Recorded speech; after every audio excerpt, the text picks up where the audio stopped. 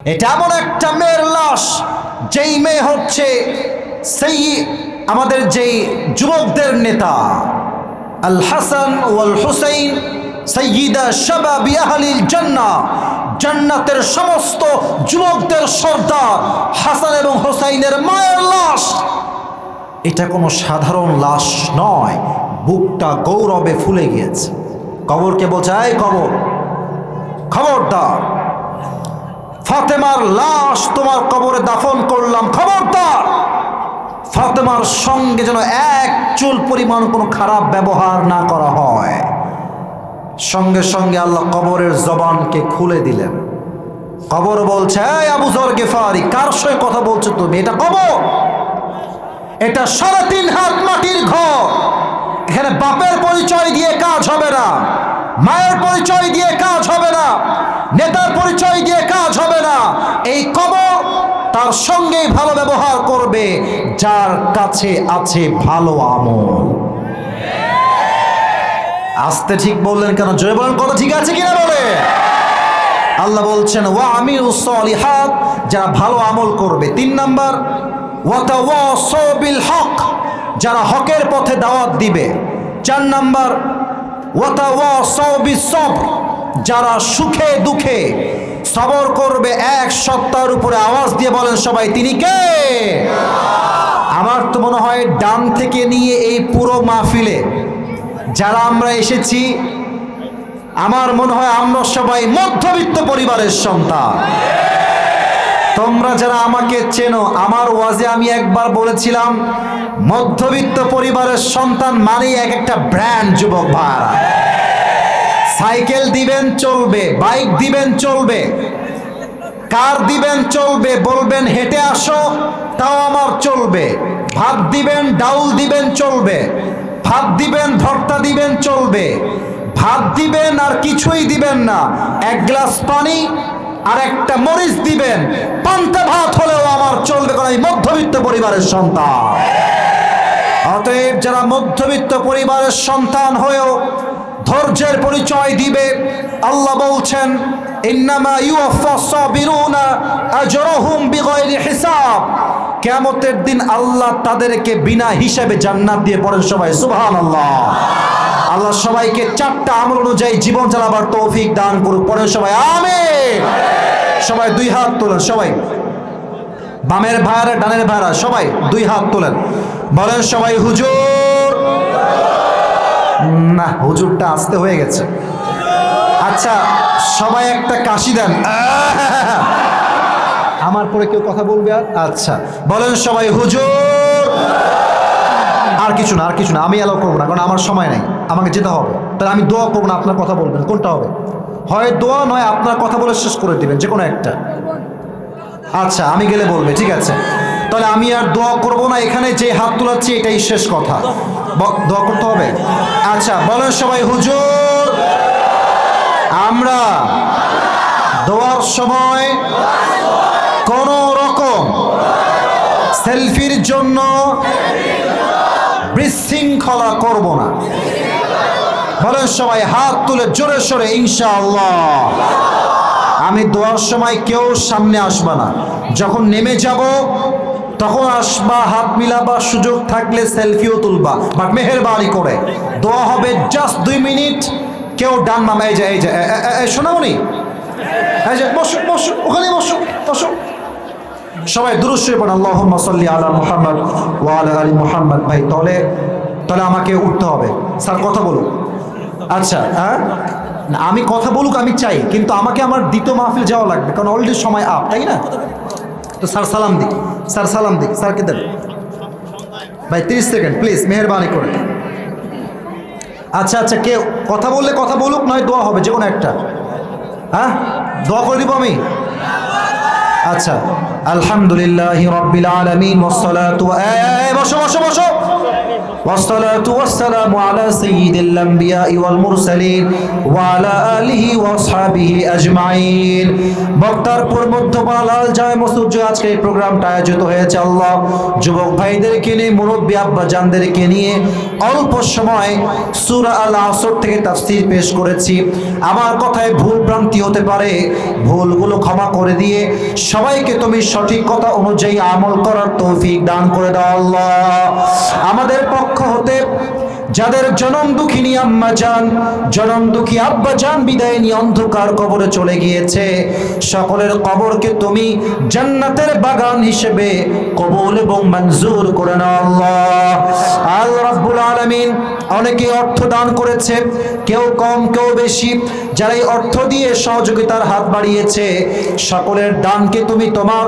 সন্তুষ্টির ওসিলা হিসেবে কবুল এবং মঞ্জুর করে নাও আল্লাহ আল্লাহ রাব্বুল আলামিন দয়া করে মেহেরবানি করে আমার কলিজার টুকরা সেলিম ভাই সুজন ভাই সহ কমিটির কলিজার টুকরা যুবক ভাইয়েরা মুরব্বী আব্বা জানেরা দিনরাত পরিশ্রম করে আজকের মাহফিলকে বাস্তবায়ন করেছে আল্লাহ মেহেরবানি করে আজকের মাহফিলকে তুমি তোমার সন্তুষ্টির ওসিলা হিসেবে কবুল এবং মঞ্জুর করে নাও আল্লাহ আল্লাহ রাব্বুল আলামিন দয়া করে মেহেরবানি করে আমার ডানে আমার বামে আমার পিছনে এই মাহফিলের মান্যগণ্য ব্যক্তিবর্গরা বসে আছে আল্লাহ এই বছর যেমন তারা তাফসীর মাহফিল আয়োজন করেছে নেক্সট বছর এর চাইতে আরো বড় মাহফিল যেন করতে পারে আল্লাহ সেই তৌফিক কমিটির ভাইদেরকে তুমি পরিপূর্ণ দান করে দাও আল্লাহ সর্বশেষ একটা দোয়া করে তোমার শাহী দরবার থেকে বিদায় নিয়ে চলে যাব আল্লাহ আজ যেমন আমরা সবাই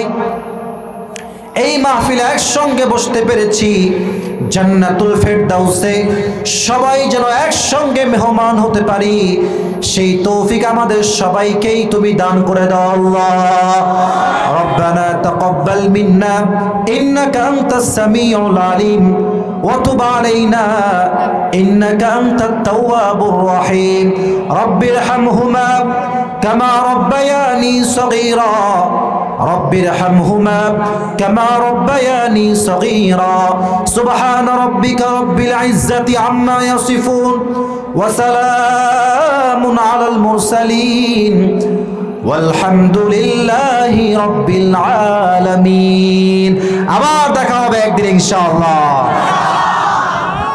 শুকরিয়া প্রিয় ভাইরা দোয়া চাই রাজশাহীতে যতগুলো জেলা আছে নগর মানুষ সবচেয়ে ভদ্র এবং সভ্য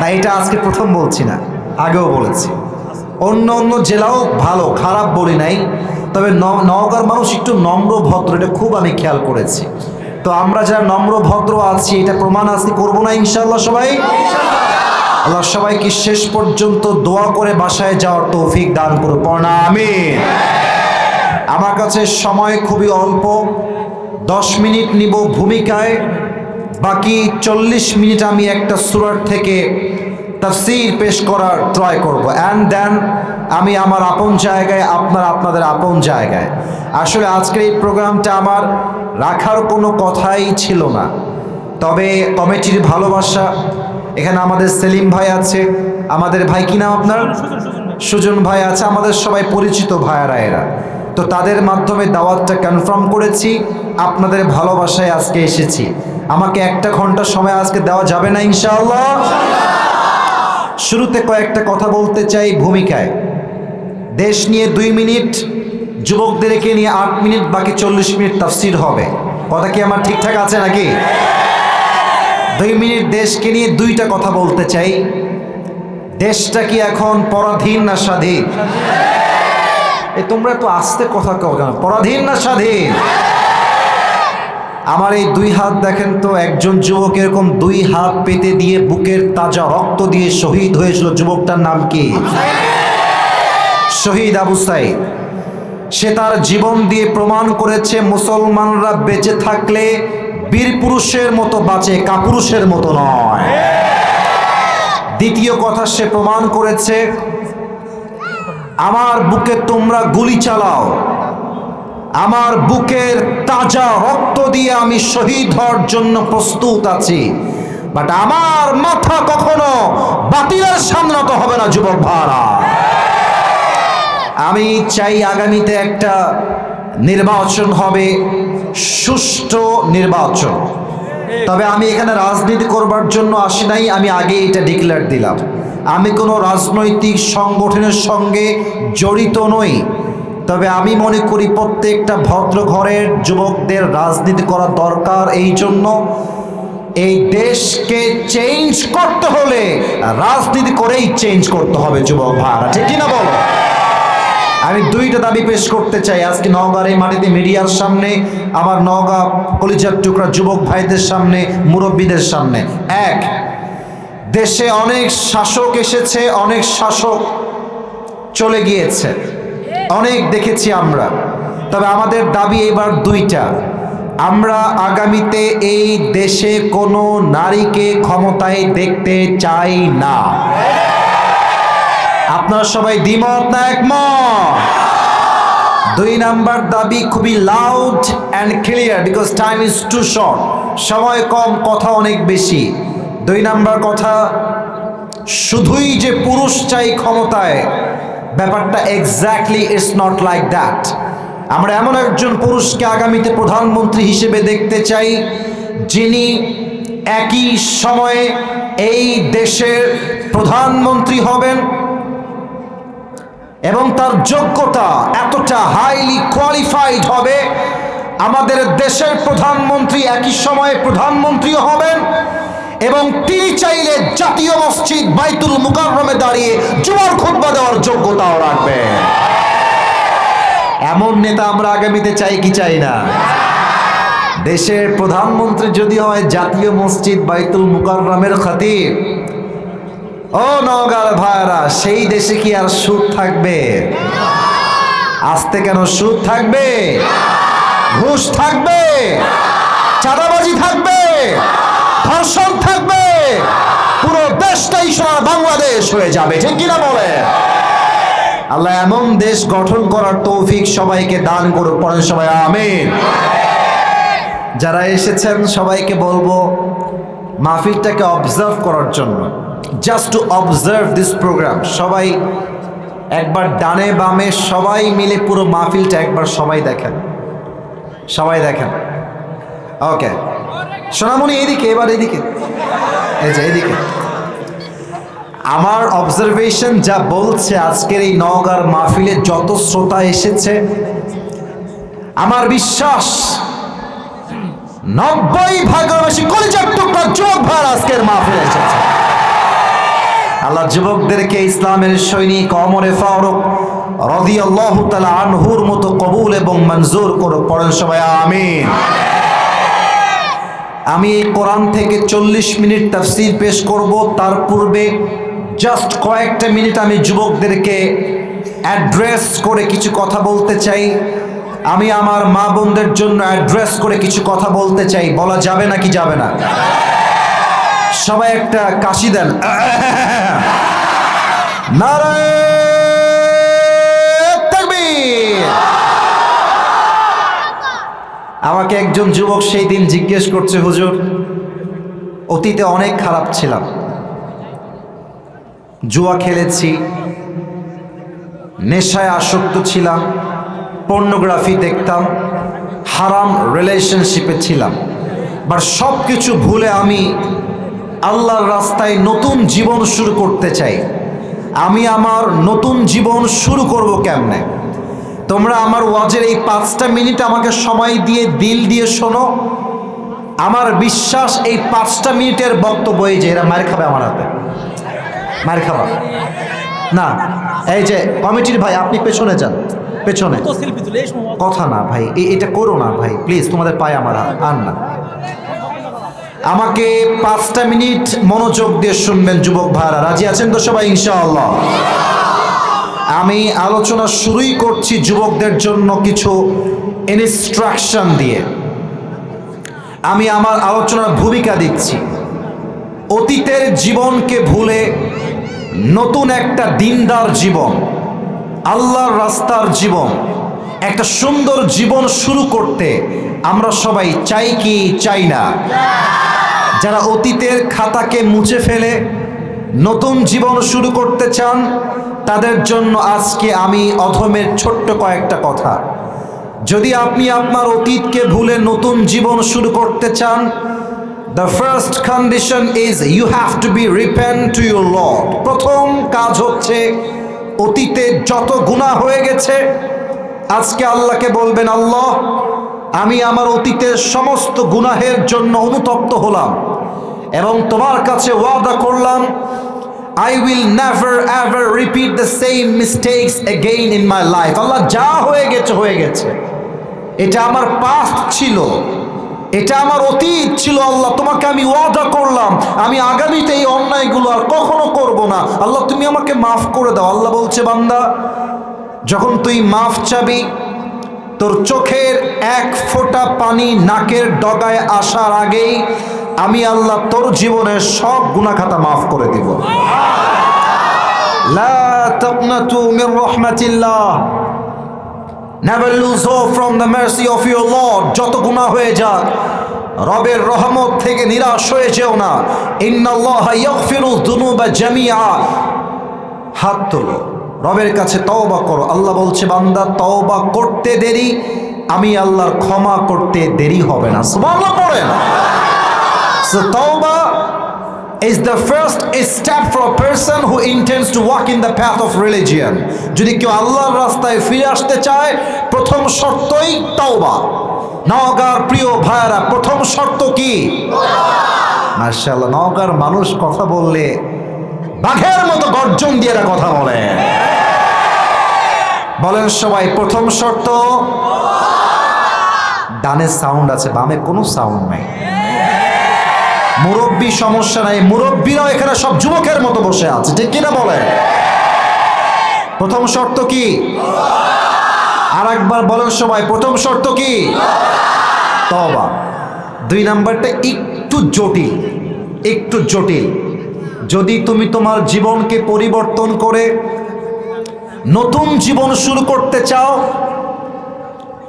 চেঞ্জ ইওর ফ্রেন্ড সার্কেল। এটা চেঞ্জ করতে হবে। বন্ধু যেমন হয়, আমরা মাঝে মাঝে একটা কথা বলি, সঙ্গ দোষে লোহাও ভাসে। আপনার বন্ধু নামাজি হলে আপনি নামাজি হবেন, আপনার বন্ধু গাঞ্জাখোর হলে আপনিও গাঞ্জাখোর হবেন। হ্যাঁ, বন্ধু যেমন আমরা তেমন। আর মাথায় রাখবেন, আমার আসল বন্ধু সেই বন্ধু নয় যেই বন্ধু আমাকে সিনেমা দেখতে ডাকে।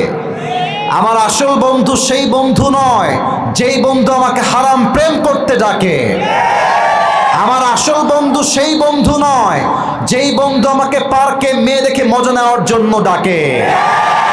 আমার আসল বন্ধু হচ্ছে সেই বন্ধু যেই বন্ধু আমাকে নামাজের দিকে ডাকে। যুবক ভাইরা, আমার আসল বন্ধু সেই বন্ধু যে আমাকে হারাম প্রেমের দিকে নয়, বিয়ের দিকে আমাকে দাওয়াত দেয়।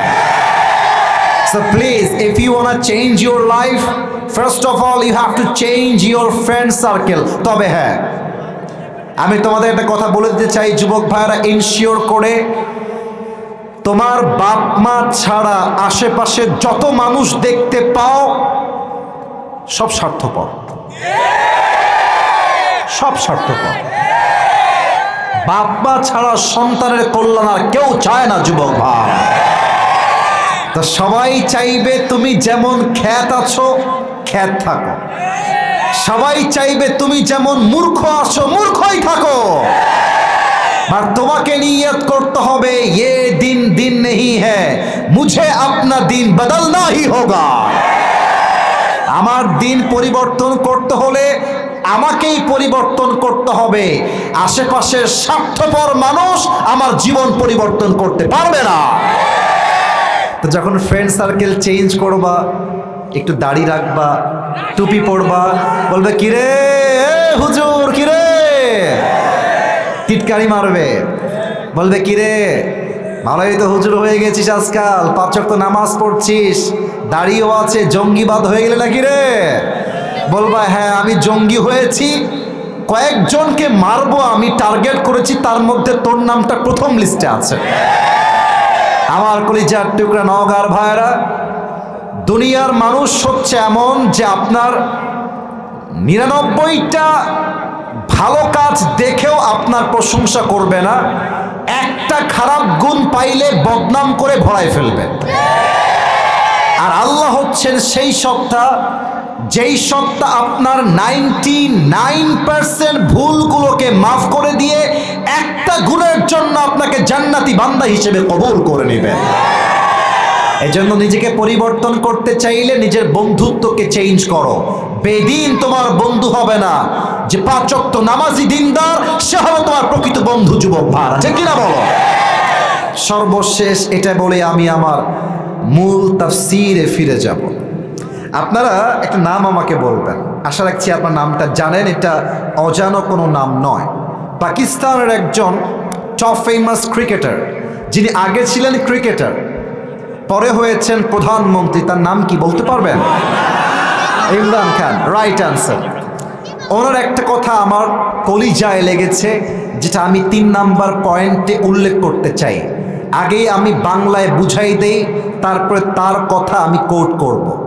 প্রিয় ভাইরা, অতীত শুধুমাত্র শিক্ষার জন্য, বসবাসের জন্য না। মনে করেন আজকে শুক্রবার, আজকে একটা ভুল হয়ে গেছে, এটা অতীত।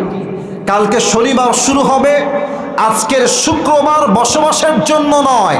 শনিবারে আমার শিক্ষা এইটা, শুক্রবারে যেই ভুল আমি করেছি এটা আমি শনিবারে আর করব না। এবার ইমরান খান কি বলেছেন এটা আমি কোট করছি। উনি বলেন, अगर जिंदगी को समझना चाहते हो तो पीछे देखो, और अगर जिंदगी को जीना चाहते हो तो आगे देखो। माजी हमेशा सीखने के लिए होता है, जीने के लिए नहीं होता है, और प्रेजेंट हमेशा जीने के लिए होता है, और जो गलती पीछे हो गया उससे सीख के दोबारा जिंदगी को शुरू करने का नाम होता है प्रेजेंट। ठीक कि ना बोले? যা হয়ে গেছে ভুলে যাও। আগামীকাল সকাল থেকে আমার নতুন জীবন শুরু হবে। কোন মেয়ে ছ্যাঁকা দিয়ে ব্যাখ্যা করেছে ওই সময় বা এখন শিক্ষা হবে, আগামীতে আমি আমার ক্যারিয়ারে এমন সফল হব, যে মেয়ে আজকে আমাকে বিয়ের নামে ধোকা দিয়ে ছেড়ে চলে গেছে, ওর মতো কয়েক লাখ মেয়ে আমার পেছনে বিয়ের জন্য লাইন ধরে দাঁড়িয়ে যাবে। আল্লাহ আমাদের সবাইকে জীবন পরিবর্তন করার তৌফিক দান করে। পড়েন সবাই আমিন। আসুন আমরা তাফসীরে ফিরে যাই। আজকে বিবাহিত এসেছেন কারা কারা হাত তোলেন? বিবাহিত, আরে বিবাহিত তো অনেক এসেছে, হাত নামান, হাত নামান। এবার যাদের বউ নাই, কষ্টে আছো শীতকালে, তারা হাত তোলো। ইন্না লিল্লাহ। আপনাদের কারো বউ নাই? আস্তাগফিরুল্লাহ, ইন্না লিল্লাহি ওয়া ইন্না ইলাইহি রাজিউন। আমি মাঝে মাঝে একটা কথা বলি যুবকদের জন্য, যাদের বউ নাই তাদের জীবনে কিছুই নাই যুবক ভাইরা। আর এই শীতকালে যুবকদের শীত দূর হবে কম্বল দিয়ে না, ল্যাব দিয়ে না, একমাত্র বউ দিয়ে যুবকদের শীত দূর হবে। আব্বা বোঝে না রে, আব্বা বোঝে না। আল্লাহ আব্বা জানদেরকে সঠিক বুঝ দান করে। পড়ে সবাই আমিন। 3টা তাকবীর দিবেন। প্রথম তাকবীর দিবেন বিবাহিত ভাইরা, দ্বিতীয় তাকবীর দিবেন সিঙ্গেল ভাইরা। আমি দেখতে চাই কার গায়ের জোর কত ভালো। বিবাহিত ভাইরা একটা কাশি দেন, বিবাহিত ভাইরা কাশি দেন। সিঙ্গেলরা আজকে হেরে যাবে রে। দেখা যাক কারা জিতে। বিবাহিত ভাইরা তাকবীর দিবেন, সিঙ্গেলরা কিপ কোয়াইট, কিপ সাইলেন্ট, চুপ থাকেন। বিবাহিত ভাইরা তাকবীর দেন আমার সাথে, নারে তাকবীর। খুব সাউন্ড আছে মাশাআল্লাহ। এবার সিঙ্গেলদের পালা, সিঙ্গেলরা কাশি দাও, নারে তাকবীর। বিবাহিত ভাইরা আমাকে মাফ করে দিবেন, সিঙ্গেলরাই জিতে গেছে। এবার সবাই মিলে শেষ তাকবীর দিবেন, এমন জোরে তাকবীর দিবেন যে আমি স্টেজ ভেঙে নিচে পড়ে যাব। কোনো ভাগাভাগি নাই, সবাই মিলে কাশি দেন, নারে তাকবীর। আল কোরআনের আলো, আল হাদিসের আলো, কোরআন হাদিস যেখানে, আলেম ওলামা যেখানে, নওগাঁবাসী যেখানে। এই ওয়াজ কালকে আপলোড হলে মানুষ বুঝবে নওগাঁর সন্তানরা বিড়ালের বাচ্চা নয়, সব সিংহের বাচ্চাগুলো আমার সামনে। আল্লাহ কবুল করুক, পড়েন সবাই আমিন। আজ আমি একটি ছোট্ট সূরার থেকে তাফসীর পেশ করব। সূরাটার নাম হচ্ছে সূরাতু আল আসর। আমার নওগাঁর প্রিয় ভাইরা, সূরাটার নাম কি বলেন সবাই? সূরাতু আল আসর। এটা কোরআনুল কারীমের 103 নম্বর সূরা।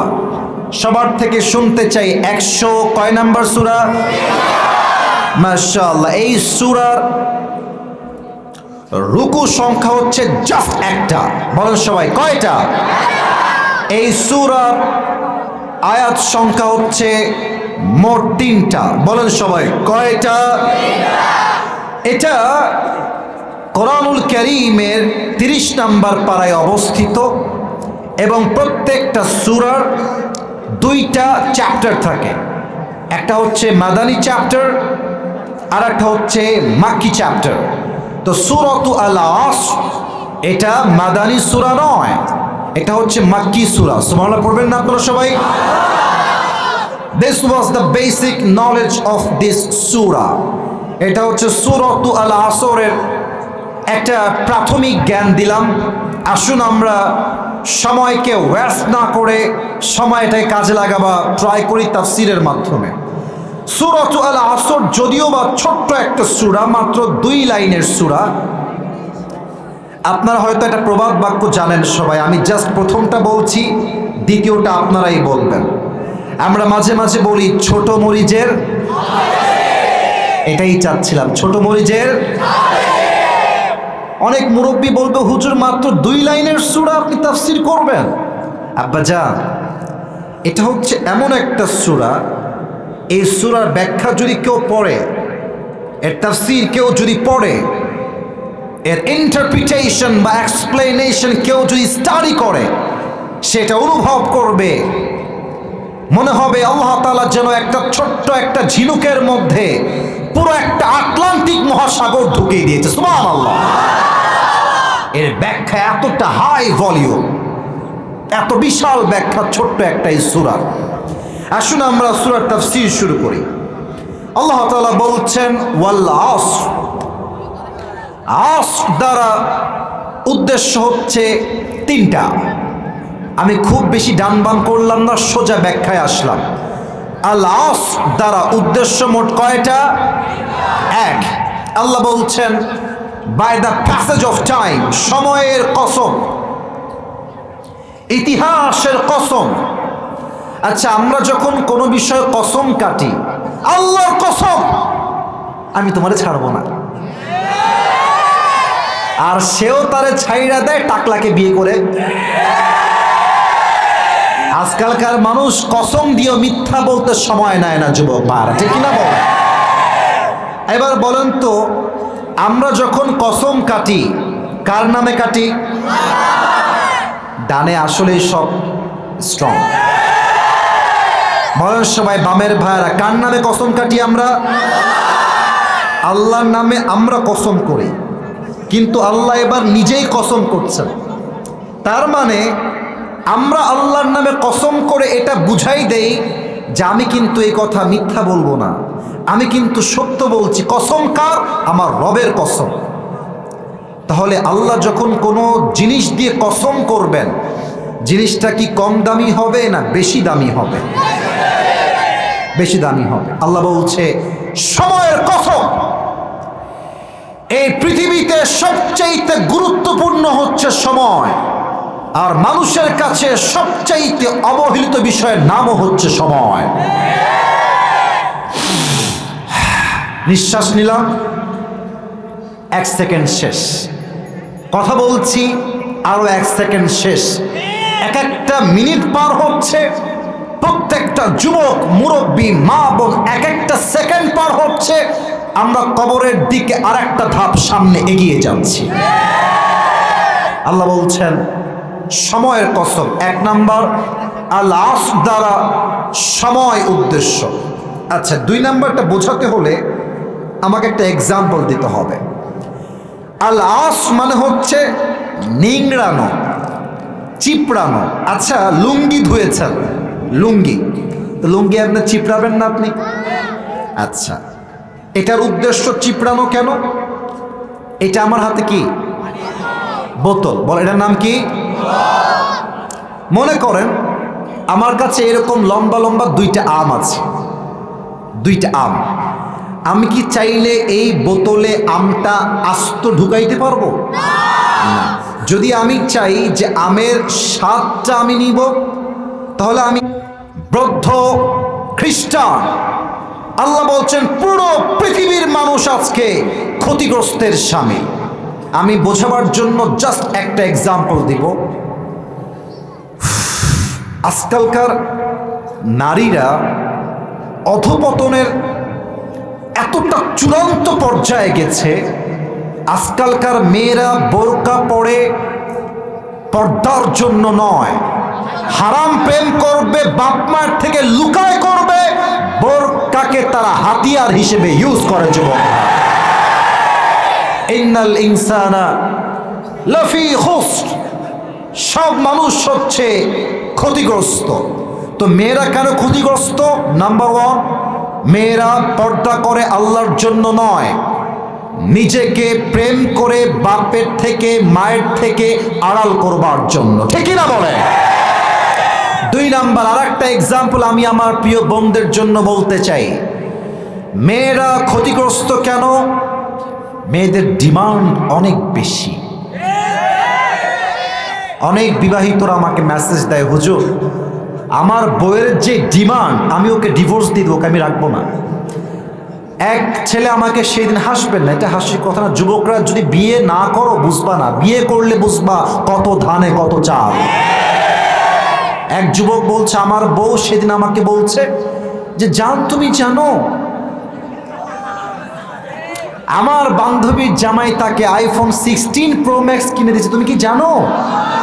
প্রিয় ভাইরা, এটার দ্বারা উদ্দেশ্য গল্প নয়, বউ বুঝাচ্ছে অমকের জামাই তাকে দিয়েছে, তুমি আমাকে কবে দিবা? ইভেন মেয়েদের এত চাহিদার জন্য হাজার হাজার যুবক হারামের চাকরি করতে বাধ্য হয়। যুবক ভাই, তবে বিবাহিত মেয়েদের চাহিদাই বেশি তা না, বলতে লজ্জা পাচ্ছি যুবক ভাইরা।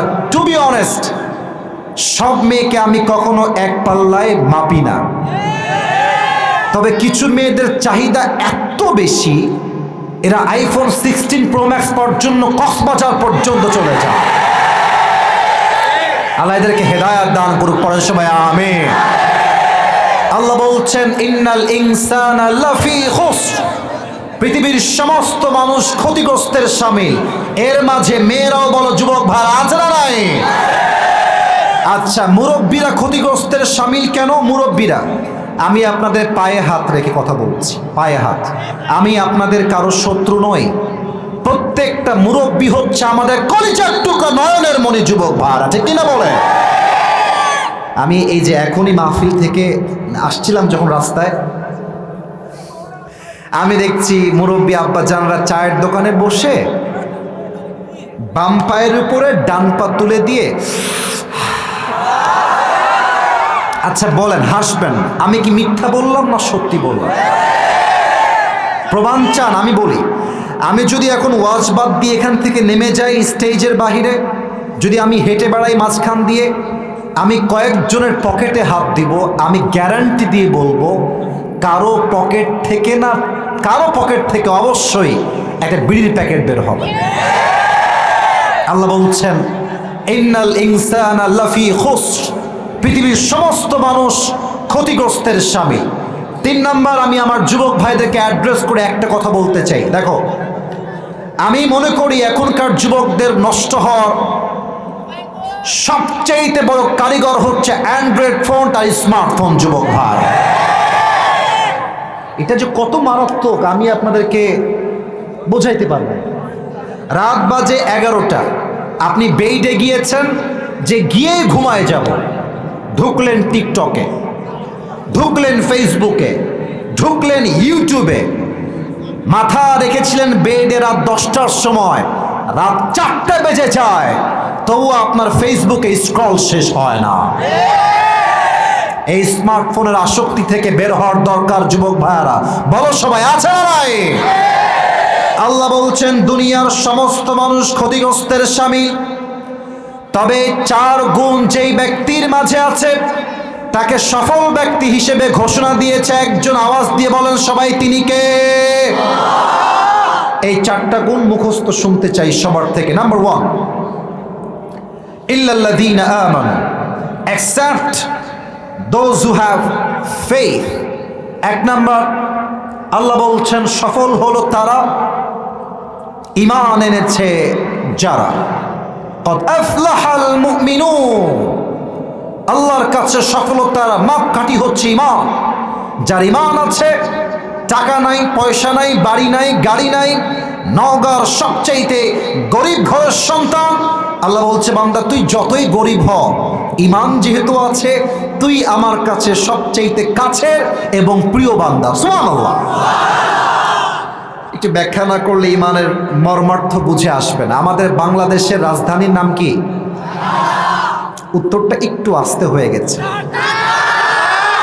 বাংলাদেশের রাজধানীর নাম কি নওগাঁর ভাইরা? ঢাকায় একটা জায়গা আছে, নাম হচ্ছে গুলশান, নাম শুনেছ? উত্তরা নাম শুনেছেন?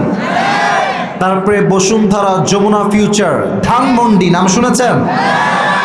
যারা গিয়েছো তারা খুব ভালো করে এই পয়েন্টটা বুঝবা। ঢাকার গুলশানে আমি যখন দাঁড়াই, কোনো কাজে যখন যাই, আমার খুব স্পষ্ট অলওয়েজ আমার মনে পড়ে যে ঢাকার গুলশানে আপনি জাস্ট 10 মিনিট দাঁড়াবেন, ঢাকার গুলশানে কোনো একটা মোড়ে 1 মিনিট পর পর দেখবেন BMW যাচ্ছে, মার্সিডিজ যাচ্ছে, রেঞ্জ রোভার যাচ্ছে, অডি যাচ্ছে, দামি দামি গাড়ির কোনো অভাব নেই। এখন আপনি বলতে পারেন হুজুর আমি তো আল্লাহর প্রতি ঈমান এনেছি, তো আমার কাছে তো সাইকেলটাও নাই, আর ও তো সুদ খায়, ওর কাছে BMW আসলো কেমন করে, রোলস রয়েস আসলো কেমন করে? তাদের জন্য ছোট্ট একটা ব্যাখ্যা দিতে চাই। এক ছেলের 2টা পশু আছে, এক হচ্ছে ছাগল আর এক হচ্ছে গাধা। তো একদিন ছাগল গাধাকে ডাক দিয়ে বলছে, গাধা, রাজশাহীর ভাষা, আবে শালা তুই আসলেই একটা গাধা বে। গাধাকে বলছে কি, তুই শালা আসলেই একটা গাধা। তো গাধা বলছে, বন্ধু আমি তো গাধাই, সবাই জানে, আমাকে তুমি আবার গাধা বলে গালি দাও কেন? তো ছাগল বলছে, বেটা তুই দেখিস না যে মালিক আমাকে কত ভালোবাসে, বিস্কুট দেয়, পাউরুটি দেয়, খ্যার দেয়, ভুসি দেয়, আর তোরে পাইলে খালি থাপ্পড় দেয়।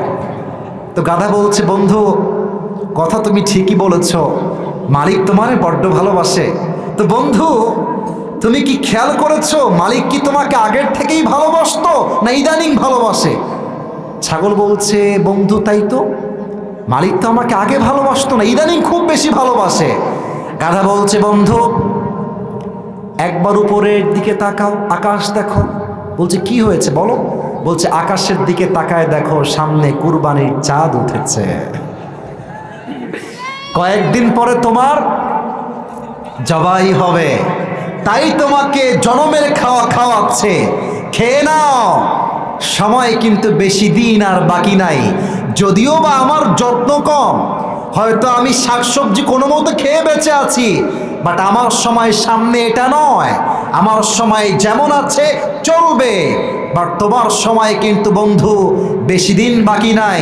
অতএব সুদ খায়, ঘুষ খায়, টাকার মালিক, বাড়ির মালিক, ফ্ল্যাটের মালিক, ইমানদার বান্দার হতাশ হওয়ার কিছু নাই। ইমানদারের গন্তব্য দুনিয়া শেষ হবে, জান্নাতে গিয়ে সে পৌঁছে যাবে। আর সুদখোর, ঘুষখোর দুনিয়াতে অনেক কিছু পাবে, বাট দুনিয়ার জীবন শেষ হলে তার জন্য জাহান্নামের ফয়সালা হয়ে যাবে, যে কিনা বলে। এজন্য আল্লাহ বলছেন, ইল্লাল্লাযীনা আমানু, আল্লাহর কাছে সফল বান্দা হলো সেই বান্দা যার হৃদয় ঈমান আছে এক সত্তার উপরে। তিনি কে? এক নাম্বার। দুই নাম্বার, ওয়া আমিলুস সলিহাত, and those who do good deeds, যারা ভালো আমল করে। এটার ব্যাখ্যা বোঝার জন্য ছোট্ট একটা এক্সাম্পল দিই। মনে করেন আমি আসিফ হুজুর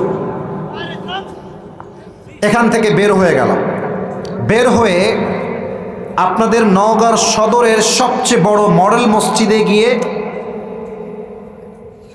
80 রাকাত নামাজ পড়লাম তাহাজ্জুদ।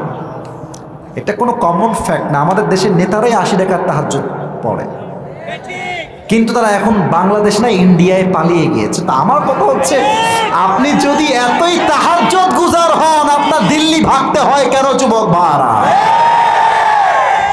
80 রাকাত নামাজ পড়লাম, 12টার সময় শুরু হয়েছে নামাজ, 4:30-এর সময় শেষ হয়েছে। 80 রাকাত নামাজ পড়ার পরে মাথায় চিন্তা আসছে, কি রে আমি তো উজু করি নাই। বলেন 80 রাকাতের কোনো দাম আছে?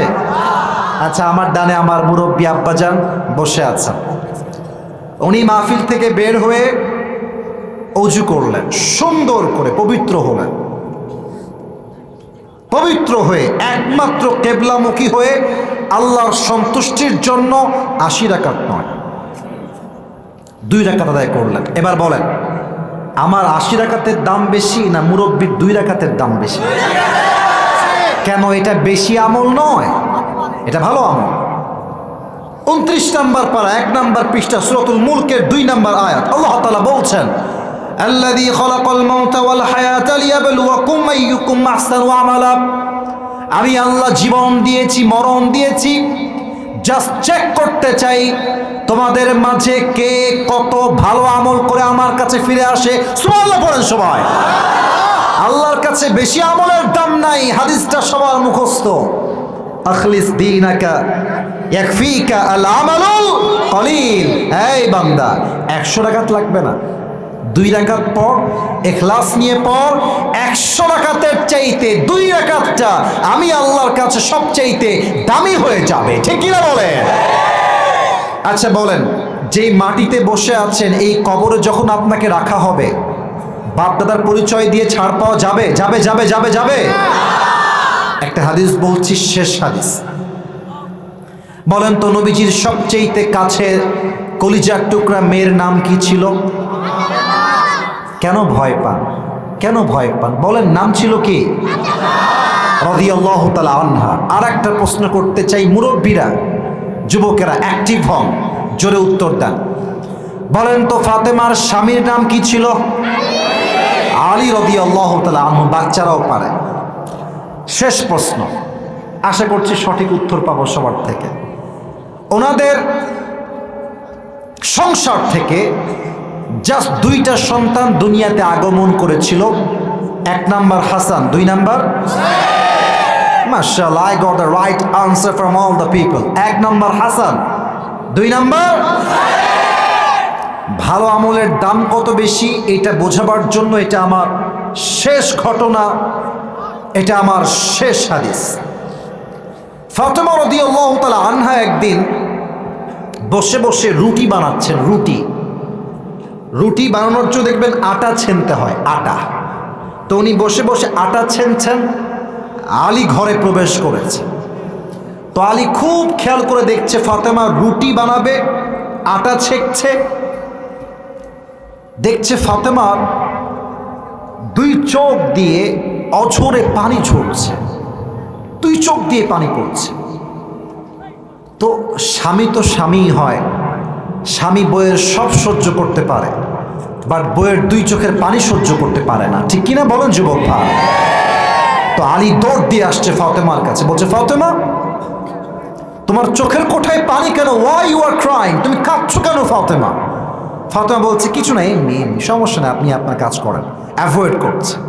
আলী বলছে, না না, আমাকে বলো, আমি তোমার স্বামী, তোমার সুখের সময়েরও সাথী আমি, দুঃখের সময়ের সাথীও আমি, ঠিক কিনা বলে? বলো তোমার কি হয়েছে? ফাতেমা বলছে, আলী, আজ যখন তাহাজ্জুদের নামাজের সময় ঘুমিয়েছিলাম, আমি আমার ঘুমের মধ্যে স্বপ্নে দেখলাম অন্ধকার রাত, বিশাল লম্বা একটা মাঠ। আমার আব্বাজান মাঠের মধ্যে দাঁড়িয়ে অন্ধকারে কি যেন হাত দিয়ে এমনে এমনে খুঁজতেছেন। আমি গেলাম, আব্বাজান what you are searching for, আপনি কি খুঁজতেছেন আমাকে বলেন। আব্বা আমার দিকে তাকিয়েছে, আরে ফাতেমা তুমি কই থেকে আসলা, আমি তো তোমাকেই খুঁজতেছিলাম। জোরে পড়ে সবাই মিলে সুবহানাল্লাহ। আব্বাজান আমি এখানেই আছি, বলেন কি লাগবে আপনার। এবার আল্লাহর হাবিব ডাক দিয়ে বলছে, ফাতেমা তুমি দুনিয়ার জমিনে আর বসবাস করো না, আমি বড্ড একা, তুমি আমার কাছে চলে আসো। এই কথা নবীজি বলেছেন আর ফাতেমার ঘুমটা সাডেনলি ভেঙে গেছে। উনি ভাবছেন স্বপ্নে আমি কি দেখলাম, এইটা আমার আব্বা আমাকে কবর থেকে ডাকছে, এর ব্যাখ্যা কি? যারা এখানে বসে আছেন স্বপ্নের ব্যাখ্যা শোনান।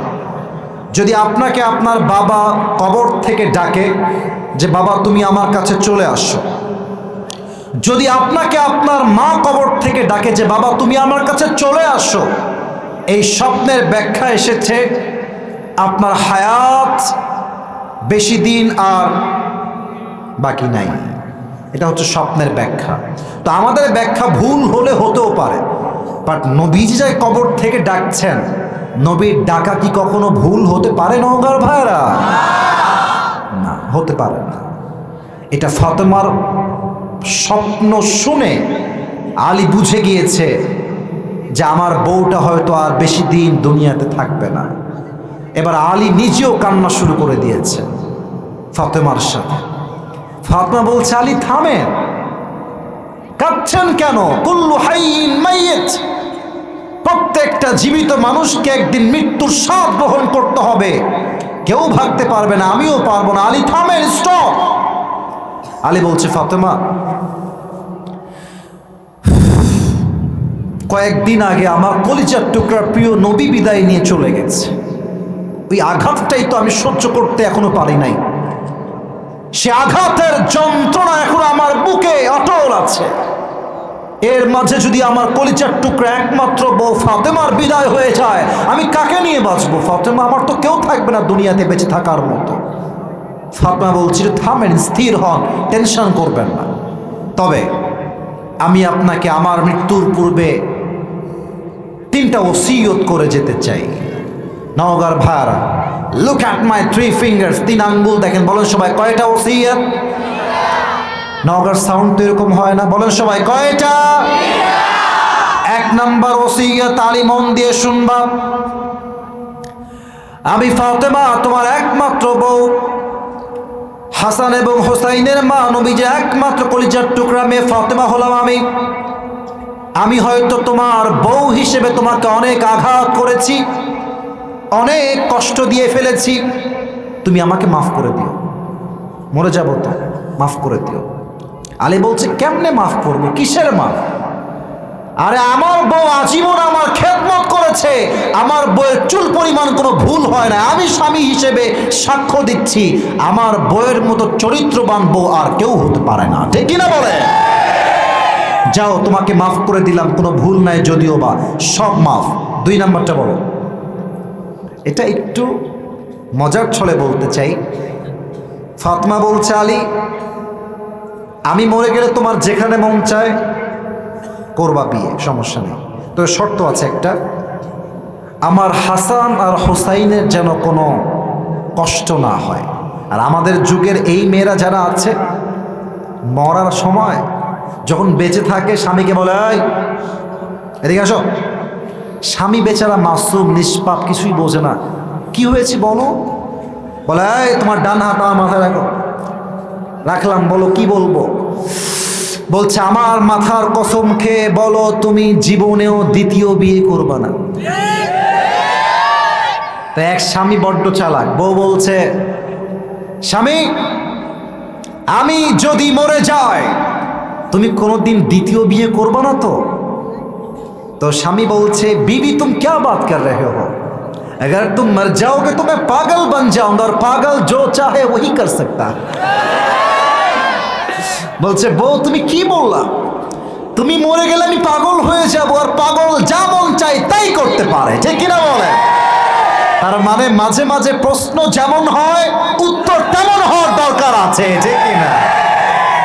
আলী বলছে ঠিক আছে, আমি যদি কখনো বিয়ে করি এমন কোনো মেয়েকে বিয়ে করব যেই মেয়ে তোমার হাসান আর হোসাইনকে আগলে রাখবে নিজের সন্তানের মতো।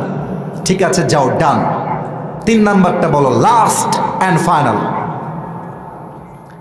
ফাতেমা বলছে আলী, আমার মৃত্যুর পরে আমার জানাজার ইমাম হবেন আপনি, আর মুসল্লি হবে হাসান আর Hossain, and nobody is allowed to come there, কেউ সেখানে আর আসতে পারবে না। আলী বলছে ফাতেমা, তোমার প্রথম ওসিয়ত মানতে রাজি আছি, দ্বিতীয় ওসিয়ত মানতেও রাজি আছি, 3 নাম্বারটা আমার দ্বারা হবে না, আমাকে মাফ করে দাও। এটা পারবো না। নবীজির একমাত্র কলিজার টুকরা মেয়ে ফাতেমা দুনিয়ার থেকে বিদায় নিবে, আর সাহাবা একরাম জানাজায় অংশগ্রহণ করবে না, এটা আমি আলীর দ্বারা বরদাস্ত হবে না। ফাতেমা, আমাকে তুমি মাফ করে দাও, এটা আমার দ্বারা সম্ভব না। আমার বোনেরা যারা এসেছেন, বোনেরা, কলিজার মায়েরা, বোনেরা, মেহেরবানি করে আপনারা এই মুহূর্তে কানটা খাড়া করেন, মনোযোগ দিয়ে শোনেন। ফাতেমা বলছে আলী, আমি ওসিয়তটা কেন করছি, ট্রাই টু আন্ডারস্ট্যান্ড প্লিজ, একটু বোঝার চেষ্টা করো। আমি ফাতেমা আমার জীবনে নবীর আদেশ অনুযায়ী এমনভাবে পর্দা মেনটেন করেছি, এই মদিনার মক্কার আরবের কোনো যুবক বলতে পারবে না ফাতেমা কি কালো না ফর্সা, ফাতেমা কি মোটা না চিকন, ফাতেমা কি হাইটে লম্বা না গুঠু। এতটা সেফটির সাথে ছিল, মদিনার কোনো যুবক আমার দেহের একটা চামড়ার অঙ্গ পর্যন্ত দেখতে পারে নাই। তুমি যদি আমাকে জানাজার সময় সবাইকে নিয়ে আসো, মানুষ বুঝে ফেলবে আমি হয়তো চিকন ছিলাম, আমি হয়তো মোটা ছিলাম, আমি হয়তো লম্বা ছিলাম, আমার পর্দার মান নষ্ট হয়ে যাবে গো। তুমি কাউকে ডাকতে যেও না, তুমিই থেকো, আর হাসান হোসাইন থাকলেই এনাফ, এটাই এনাফ। আলী বলছে ঠিক আছে, বউ যেহেতু বলেছে, পুরুষ মানুষ সব ফেলতে পারে, বইয়ের কথা ফেলতে পারে না, তো বলছে ঠিক আছে যাও, রাজি হলো। আলী বের হয়ে গেলেন, এসেই শুনলেন ফাতেমা শেষ, দুনিয়ার থেকে বিদায় নিয়ে চলে গেছে। লম্বা কথা, লম্বা হাদিস, অত ব্যাখ্যায় যাব না। বলেন তো, লাশের যে খাটিয়া, খাটিয়া 3 পা থাকে না 4 পা থাকে? রাইট আনসার, জোরে বলেন, 3 পা না 4 পা? সামনের ডান দিকে ধরেছে আলী, প্রথম খাটিয়া, পেছনের 2টা, একটা ধরেছে হাসান আর একটা ধরেছে হুসাইন, একটা পা খালি। মর্মান্তিক হাদিস। আলী যখন হাঁটছে আর ভাবছে একটা মাত্র নবীজির মেয়ে, যার দ্বারা নবীর বংশ বিস্তার হয়েছে, জান্নাতের সমস্ত নারীদের সর্দারিনী ফাতেমা রাদিয়াল্লাহু তাআলা আনহার লাশ যাচ্ছে, বাট তার খাটিয়ার একটা পা ধরবে। কেউ কি দুনিয়াতে নেই? কাউকে যে ডাকবে, ডাকতেও পারছে না, ডাকলেই তো ওসিয়ত ভেঙে যাবে। মনটা খারাপ, সামনের দিকে হাঁটছে, হঠাৎ করে দেখছে দূর থেকে এক সাহাবী, ইসমুহু আবু যর গিফারি রাদিয়াল্লাহু তাআলা আনহু, দৌড় দিয়ে আসছে আলীর দিকে। আলী দেখে ভয় পেয়ে গেছে, আরে যদি এসে বলে এই আলী, এটা কার লাশ? এটা কি ফাতেমার লাশ? আমি যদি ওসিয়ত রাখতে বলি যে না না, এটা ফাতেমার লাশ নয়, এটা অন্য কারো লাশ, মুসলমান সব বলতে পারে, জবান দিয়ে মিথ্যা বলতে পারে না।